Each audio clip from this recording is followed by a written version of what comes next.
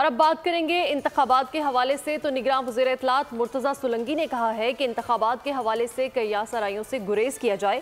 News conference میں ان کا کہنا تھا کہ الیکشنز کے لیے غیر ملکی مبصرین کو 49 ویزے جاری کر دیے گئے ہیں۔ یہ اجازت نامے لاہور اور اسلام آباد کے لیے دیے گئے۔ مرتضیٰ سولنگی کا کہنا تھا کہ بھارت اور برطانیہ سے مبصرین کی درخواستیں پروسیس میں ہیں۔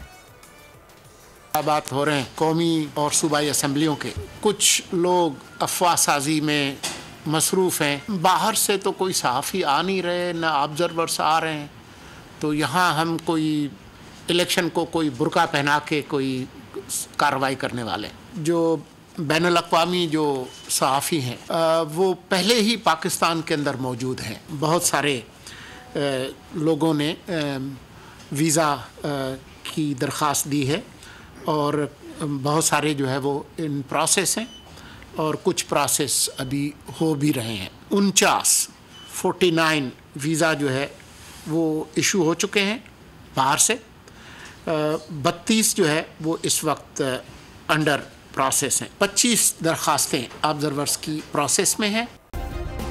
سبسکرائب کریں اور بیل دبائیں تاکہ کوئی خبر رہ نہ جائے۔